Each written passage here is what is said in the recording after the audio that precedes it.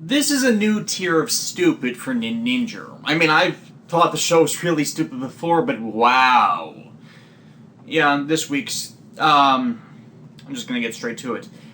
Um, the episode starts with introducing a preschool kid that has no actual relevance to the story, because Izayoi, brings to life a ninja of whatever, of their own to, gather fear and, fight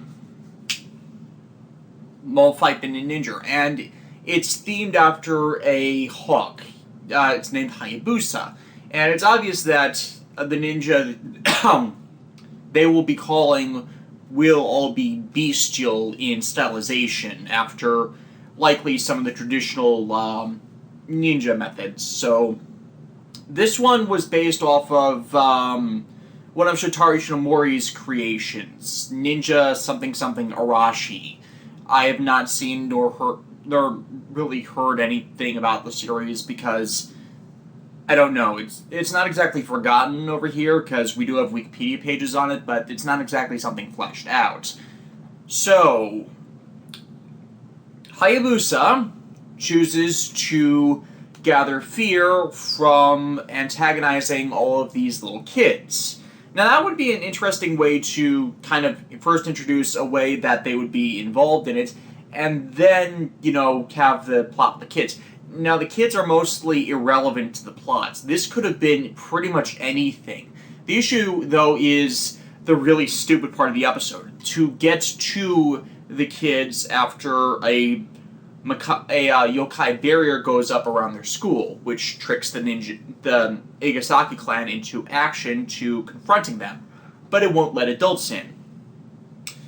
Specifically, them. So instead, Yakumo changes them into toys to get past the barrier, using his magic, because the magic is more of a transfiguration than a normal henge, trying to mimic kids with the transformation, because that's more of an illusion, for the most part. So, while this is not the, it's kind of stupid overall, because this is how Hayabusa is executing the plot. See, Hayabusa's target is not the kids yet. The barrier was a distraction to get them inside it. The problem with this is, once they're inside the barrier, they can leave the barrier and go after the kids. He tricks them into sending elsewhere. And it's actually all to get them on this bus that will terrorize them by going out of control, a la the Speed movies. Problem. The kids were all on the bus earlier to even get to the school. Meaning the ninja had to put them all on it originally.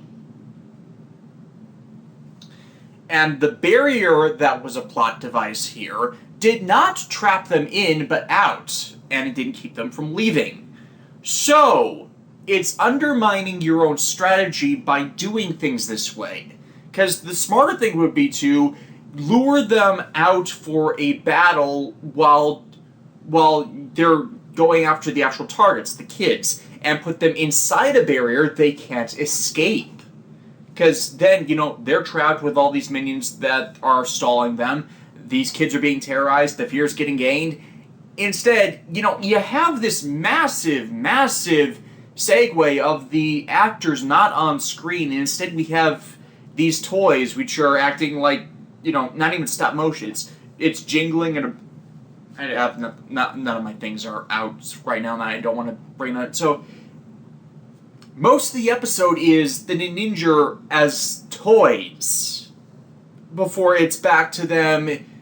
I don't even think they got 5 minutes of actual face screen time. This was a problem in Tokyuger as well, where so much of the battles were taken up by just, them in costume that it's... No, this goes back all the way to Go Busters, where so much of it was in suit, and that it subverted, actually having a plot with the Rangers. And admittedly, Kyoryuger kind of mediated this. It didn't go as far, but it's the same kind of, like I've said, the balance between the show's action scenes and the show's story and character time have been skewed heavily. Now, the only way this makes sense to me is stunt actors are apparently cheaper than face actors, the actual actors that portray the characters. Except it honestly should be the opposite way around, because the stunt actors, okay, at this point they've been in this job for decades, and it would take an insane amount of time to adequately train a replacement for, the kind of quality they employ, whereas, they can get the annual actors, well, annually. Okay, none of them should be being paid poorly, but it seems like if they're going to try and shortchange the face actors, it should be for a good reason instead of, giving the, okay, rephrase. You should be getting the time you put into casting these people. And I might not like the characters, but that's because the characters have very little to nothing to them. Takaharu's a cliche idiot. Katsumi's pretty much the brain. Yakumo's magic. And Nagi's... See, I can only really give one... When looking back at the characters, I can only give one character trait, and I should not be experiencing this kind of thing with a competently presented show. Or at least, using their aspects to good effect, which has not been happening as of late. Now, Kinji's the only one that has a story arc, and I can tell things about him. And that's usually just due to the Sixth Ranger effect, where you need to introduce the new character, and you need to do it hit. So yeah, Hayabusa's thing, he uses a ninjutsu-enhanced shuriken that is jabbed into the bus, and the reason they can stop the bus is Takaharu stayed in his toy form longer than everyone else, because the magic apparently wears off at different rates. So he was picked up by this kid that said he didn't like ninja, which is, of course, the only reason Takaharu paid any fucking attention to this. But took the Ginga doll-esque... No, not Ginga doll. Spark doll from Gingaman-like figure of Takaharu. I'm betting it's based on a Bandai toy, because, of course, Bandai is is the company of Buy Our Toys. No matter how bad they are. That actually describes a lot of toy makers, and to be fair, I bought a bunch of Bandai premium stuff, and they're wow. They're overpriced, but wow. Anyways,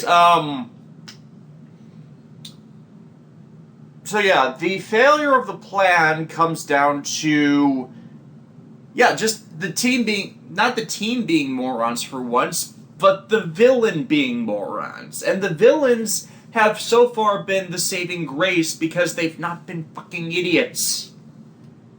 And yeah, they have a few bad moments and bad comedy. I'm thinking of The Bride, and some points of being too, I believe the phrase is wishy-washy about actually assaulting them, like Kyoemon has been trying to do. Hell, Kyoemon was in a stride when she revived the first one that got his ass kicked. That eventually had his ass handed to him, but that was only because of the guy's ego that he wanted a strong challenge before he defeat things.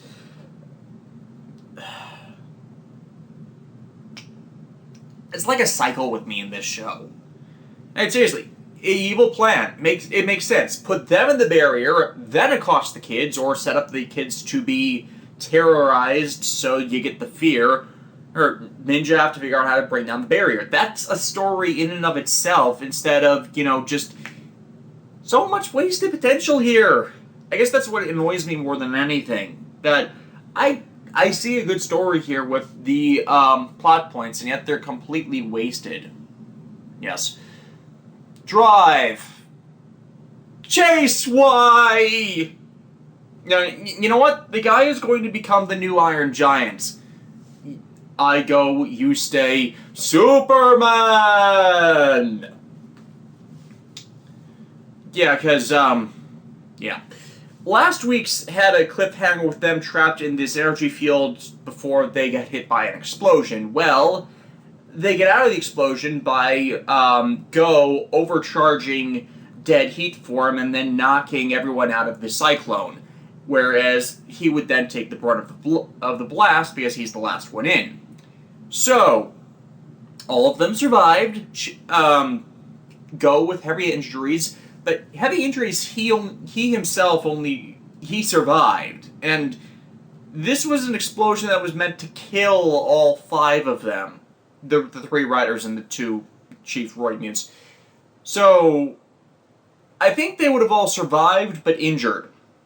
Now, this episode had something else that really bugged me, and it's on a similar vein to this, to what some of the stuff previously. Go is heavily injured, and he's faking that he's not injured, which Chase sees through immediately, especially since he's wincing and grabbing himself, and he collapsed in battle. Actually, in chaos of battle, I can totally see why Shinosuke might have missed it, but they have a doctor. They have Mad Doctor. When you full throttle, when you use you can overcharge Mad Doctor to finishing move abilities to fully recover from that kind of thing. I mean, yeah, Doctor's been mainly used most effectively to deal with poisons, but in the People Saber Tire combination, Mad Doctor's power was used to revive someone on the brink of death. I could think he could deal with a few broken bones, severe bruises, and whatever injuries are hindering Go, so he would be back in top shape for the coming battle. Because these injuries are ones that lead to him failing when they go after Bono and his Sigma Circular. So, I know what they were trying to do with having the injury with Go, but I'm saying that from a battle readiness perspective, you're going into the final battle, you need everyone in tip-top shape. You should not be hiding this, and Chase should not be covering for him. Hell, Chase tries to get close to Go once again, and I could totally see him pulling out his brake gunner and Mad Doctor and forcing Go down and just treating his injuries. And, saying something along the lines of, it would threaten your life if you didn't go into battle in good shape or something to this effect. And instead he's just going like, I will assist you against Bono. And he could have done that anyways. Bono already outclasses all of them, so I could figure, it's the olive branch that he keeps trying to pass out, but, this might have actually gotten to him, especially with the bit at the end of the episode where Chase defends him and says that Kiriko would be sad if Go died. You could have had that earlier and gotten Go to finally start snapping out of his all roid mutants are evil thing that, his racial prejudice he's had all season, and seeing, Chase is a roid mutant, but maybe there's something more to this one, and if you can still go the Chase dies route with this, but, have a final sign that his efforts were of getting close to Go and building this connection and bond were not in vain, even if it was last moment, because Chase dies, and he goes, we will never be friends, but take these things.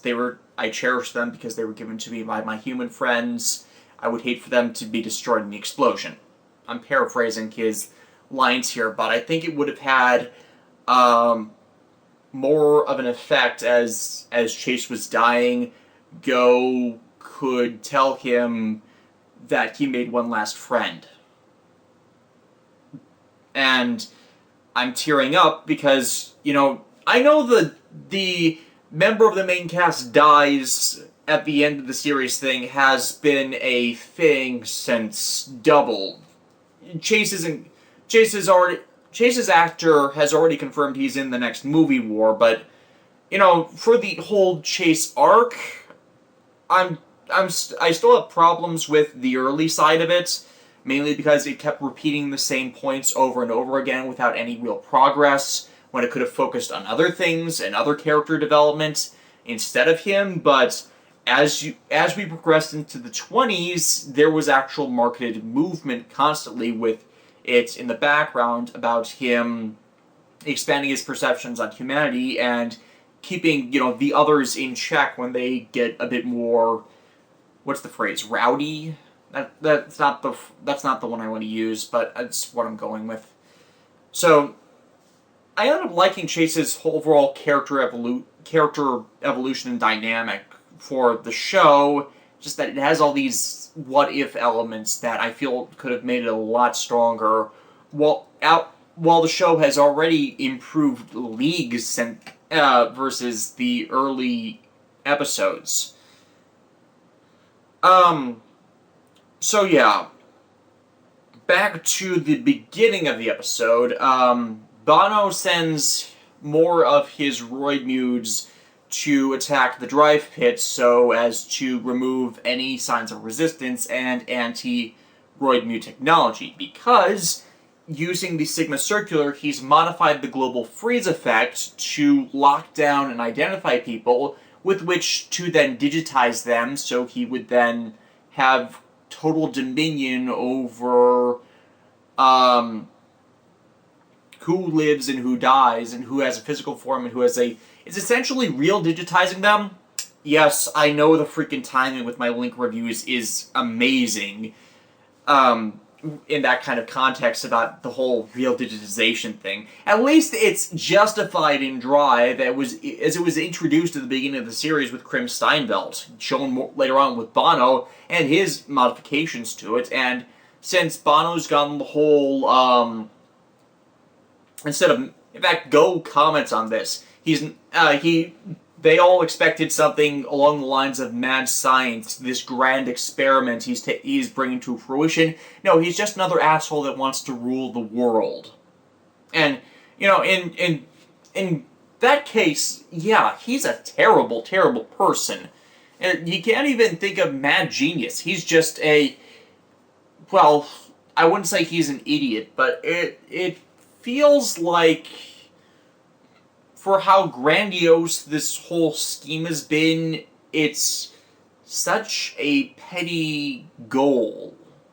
And I like that the show is calling that out, that this is the person that's given us so much trouble. This is all he wants out of things. He evolved himself into a digital life form that can do all these amazing things, and he just wants to rule over people.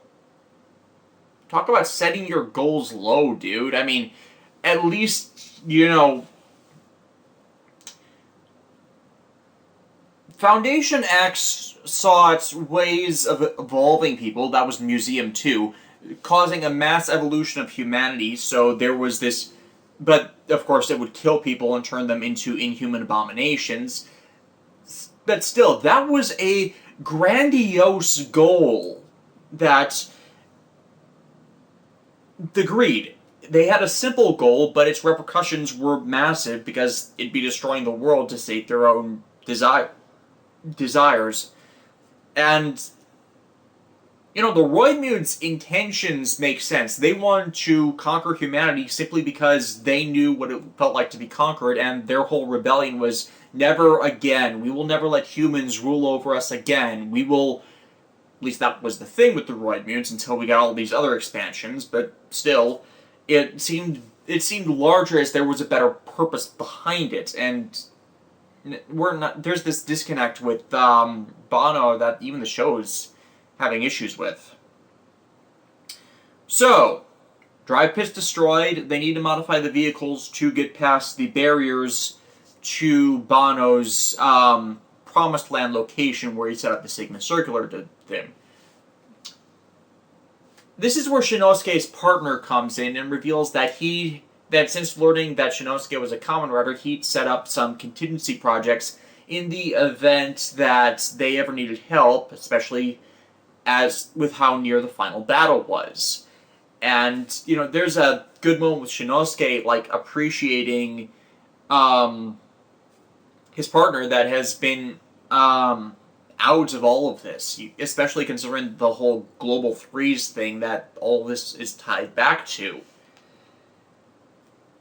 So they set up, ride off, and start attacking. Now, there's been this thing in the opening sequence of the show where the Trideron is dodging these spikes that are coming out of the ground. Now, a lot of us just thought this was a little action moment for to kind of advertise the vehicle and the rider, but then Banno's plan comes into effect, and the Sigma Circular starts creating defensive constructs that rip open the ground and emerge, and they're the exact same spike shape. This might just be a bit of laziness on Toei's part, since they already have the CG for that, but if this was actually related to the story that Riku Sanjo told them early on, this is what we're going to do with these things, and they put it in the opening sequence as foreshadowing and an allusion to the looming final battle in the distance, that is actually really good setup, as then what these things are, and you get this snap realization, they had this planned all along. And admittedly, looking back on Drive, they have had a lot of those moments the last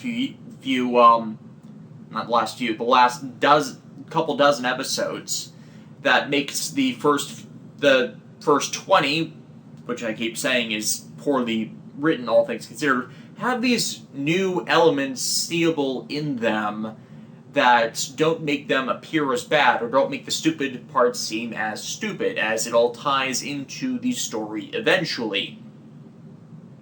Yes. As they enter the building, this is where Heart and Medic reappear, and they've decided that they're completely against Banno, they're turning against their own kind, and they really are turning against their own kind. There are only 9 Roidmunes left. Heart, Medic, Banno, since, he's taken a Roidmune body, and 6 Roidmune that have been turned into cockroaches. The special soldiers, Medic made by enslaving Roidmunes. This is both a good thing and a bad thing, as this is the final battle, that's the count out. Once they're gone. Drive can actually find a new enemy to face. But it kind of feels like there should be one left over for the Versus movie that can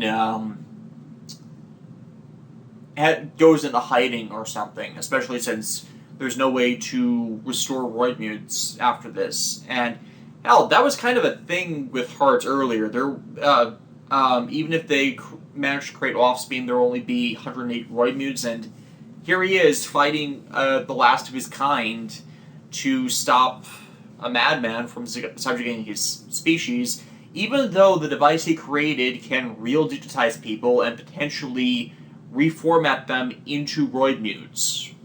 There's no reason why he couldn't. Banno himself is doing something towards that effect with putting all these people's consciousnesses in it. We've seen that body reformatting is possible, so hell, maybe Banno has the knowledge in the device to create or reformat people into Roidmunes. I'm just throwing this out there. So, I've been invested in the next one. Granted, with Go getting the Signal Chaser, he's getting a 11th hour power up, which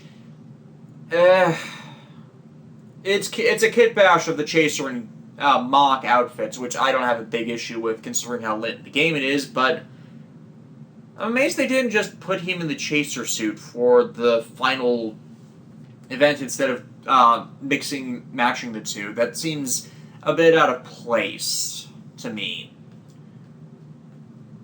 A lot of people were complaining about it being a kit bash, and this is the end of the series. Of course they wouldn't have the budget to introduce a new suit, a new power-up out of nowhere for this one. And before people cite Kuga, it was already a made suit in the 30s. They had illusions of the suit in the 30s. It had already been made. They were building up to it showing up in the show, and they were doing it progressively. It was a significant part of the story arc about them debuting it correctly and in the right context, considering how Kuga Ultimate Form related to Endag Vazeba and the means by which it was accessed was a significant part of the symbology of that series. And that is the latest ever a rider form has been shown existing. We've had, Gaim had a new rider debut in its last episode. That's not exactly the same thing, because, well, it's the same character as a previous one, and it's just another form of a pre-existing Lockseed. The golden Lockseed is lost its power, it rusts into black. Darkness Arms. Ogon no Kajitsu. It even has the same cry as the Golden Lockseed. So it was like out of nowhere, yeah, but people had issues with that too, but it worked because the character was already introduced previously, and it was like revenge and closure. So I honestly don't have an issue with the Kit Bash, as the budget didn't exist at this point. This is the end of it. This is the end of their allotment. They didn't have time to completely make a new suit. Now, I'm going to agree with people, though, that they probably should have gotten a consistent color, as by kit bashing it, they literally just did take part of the mock suit and part of the Chaser suit and put them together, as far as we've seen from the preview images. We'll see more of it next week. But yeah, in the context of Go's now fighting for Chase and using his power to take down Bano once for all, I can see it working. Garo Goldstorm. Tsukasa Katoya is back, bitches! Back in the land of the living, and going to claim Radam, which means the rest have to catch up with him, and they have a day to do that. But not before Daigo tries and confronts Jinga in person, alone, and yeah, he gets his ass handed to him and is gravely injured, so he's out of the final battle. For the moment. Rian recovers, says that she wants to fight, she can fight, they can't have two men down in this kind of situation, especially since Jinga is still winning. He's still winning in every respect. I mean, not moralistically, he's not managing to corrupt any of the main team like he fell, but then again, it took Jinga having his son killed for him to, I wouldn't say go evil, because he's possessed by a horror, so it's not entirely his fault, but the root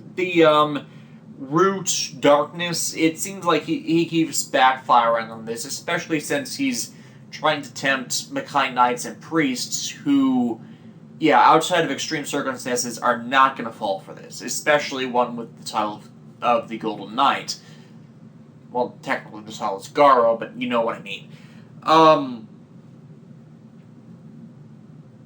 And yeah, instead of having this weird Amelie-Jinga fusion, apparently they can now, Jinga spits something up and it fully manifests and regenerates into Amelie, so they are two characters again. As in two separate bodied characters again. Okay. So I'm kind of hitting the major story points as I'm running longer than I want to. That, Garo episodes are as much action, but the difference between my combinations of Ninninger and by proxy the previous ones is that the story is not shallow. There's it's excellently presented, even though there's not much you can say in recap, as a lot of it is action or dynamic developments that you kind of need to be watching to see the full context of. So, yeah, they go to Radam and find it. Amelie's placed a barrier around it after Masahiro Inoue regenerated her, and the only way they're going to destroy it is with a Makai Knight in armor. So, Ryuga armors up and then uses his darkness power to become the Darkness Garo with the flying cape and everything. Now, here's an issue. Up to this point, all of the Garo upgrades have been temporary. When the previous Garo armor wearer powers down, they no longer have access to that form freely, and this Darkness Shine Garo is the first one to do that. Now, since many have said that the Garo show armor is a downgraded version of the normal armor, that possibly the reason none of these stuck before is because the normal Garo armor is already at the apex of its sustainable thing, and it can be overcharged into these other manifestable forms, but once you deplete that charge, there's nothing left. But if the Garo armor is in a downgraded form, it hasn't reached its maximum power potential, so it can save these other forms as potentially accessible, at least until it reaches full charge and the armor fully manifests as its normal form.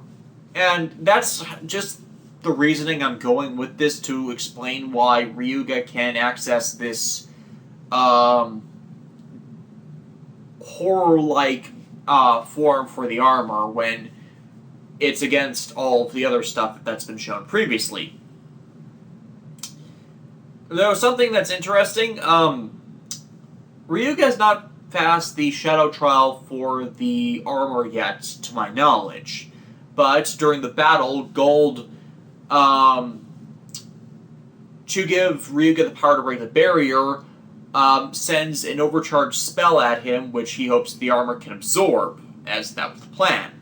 And that spell, after fusing with the Garo armor, manifests a flaming version of Goten. Goten is the golden mechanical Mado horse that is attuned to the Garo armor, and I found it kind of funny to have it seen in that kind of context. It's not the actual Goten, but that's the form the armor would take to intake this magic to break the barrier.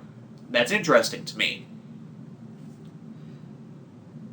So yeah, they break the barrier, and Jinga's claiming Radam and as the castle for the beginning of the end. And cliffhanger, because this show has been really serialized lately. And again, it is in the final arc of the series. 4 episodes left until they're done, and then we have to worry about Gurren no Suki. I'm not sure if I'm going to watch Gurren no Suki yet. I have to see if Funimation is importing it for official subtitles. I have no idea whether they're doing that or not. I've heard no information about that. Yeah.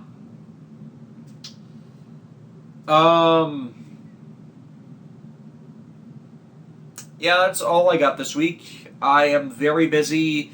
I'm actually on complete break at the moment, which is why I wanted to shell this out while I had the downtime on other stuff, because I am very tired.